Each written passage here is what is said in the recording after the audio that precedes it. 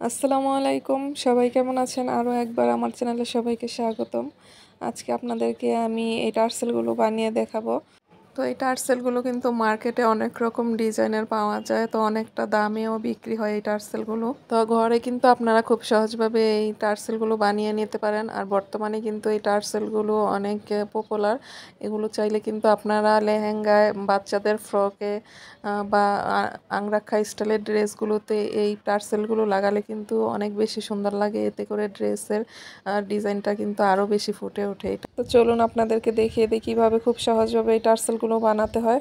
এখানে দেখুন আমি স্কোয়ার শেপের একটি কাপড়ের টুকরা নিয়েছি। এটার মাপ হচ্ছে 3.5 ইঞ্চি করে দৈর্ঘ্য এবং প্রস্থে।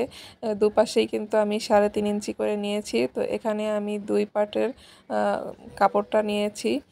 তো মাঝখানে কিন্তু আমি টার্সেলটা বসিয়ে নিলাম। দেখুন একটা কোণার মধ্যে যে কোনো কোণাতে আমি এই ফিতাটা বসিয়ে নিলাম। এরপরে কিন্তু আমি সেলাই করে দিচ্ছি।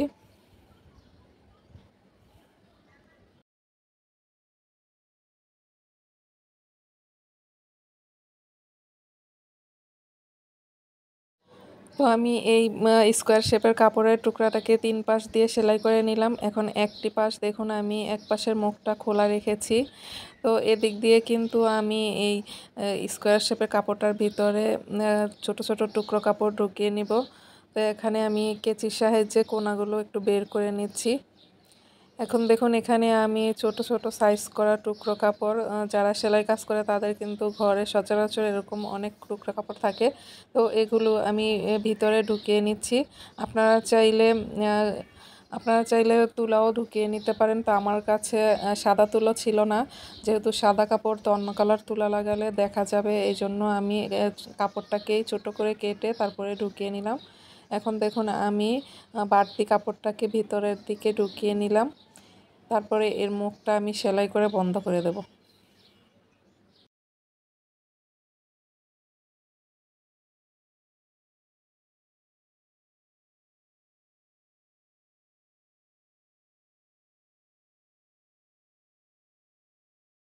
দেখুন এখানে আমার তৈরি হয়ে গেল স্কোয়ার শেপের টার্সেল।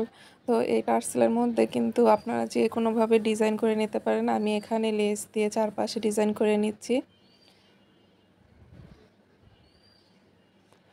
তো আমি এখানে একটি 1/2 ইঞ্চি চওড়া একটি লেস লাগিয়ে নিচ্ছি চারপাশে।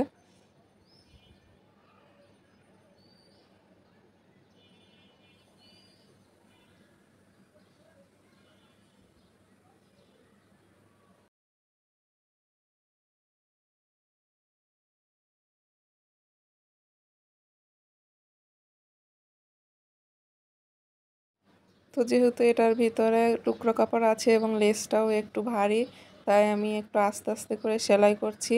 তো এটা একটু সেলাই করা কষ্ট। দেখুন কোণাগুলোর মধ্যে কিন্তু আমি কোণা শেপ করে তারপরে লেসটা লাগিয়ে নিচ্ছি।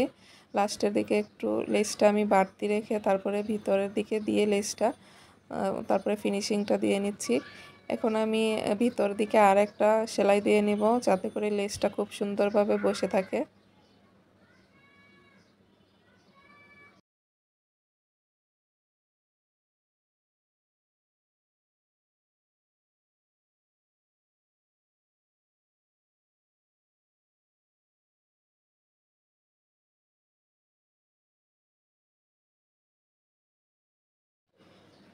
তো দেখুন হয়ে গেল আমার খুব সুন্দর টার্সেল বানানো।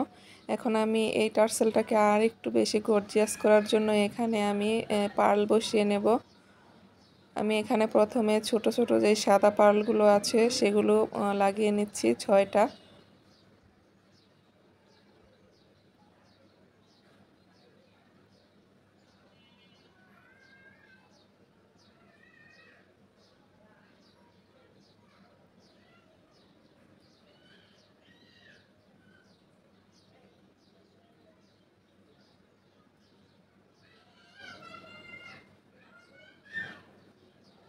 তো দেখুন এখানে 6টা ছোট পার্ল লাগানোর পরে এখানে আমি একটা মিডিয়াম সাইজের গোল্ডেন পার্ল লাগিয়ে নিলাম। এরপরে একটি লাল কালারের বড় পার্ল লাগিয়ে নিয়ে তারপরে এটা আটকানো। ছোট্ট একটা কাঠদানা পুঁতি লাগিয়ে নিয়েছি। এরপরে আমি যে লাল তারপরে গোল্ডেন সবগুলো পুঁতির ভিতর দিয়ে আবার সুইটাকে নিয়ে আবার যেখান থেকে সুইটাকে শুরু করেছি সেখানে কিন্তু আবার সুইটা নিয়ে আসলাম। দেখুন খুবই সহজ এই পুঁতিগুলো বসানো।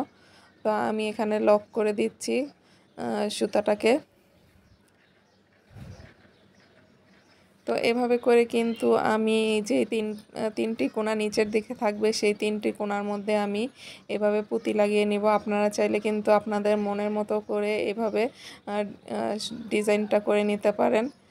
তো দেখুন টার্সেলের ফাইনাল লুকটা অলরেডি কিন্তু আপনারা দেখে নিয়েছেন ভিডিওর শুরুতে। তো আমি এখানে একটি টার্সেলের মধ্যে লেজি ডেজি স্টিচ দিয়ে একটি ফুল করে নিয়েছি। তো আপনারা অবশ্যই কমেন্ট করে জানাবেন ফুলের টার্সেলটা বেশি ভালো লাগছে নাকি সাদা টার্সেলটা বেশি ভালো লাগছে। আল্লাহ হাফেজ।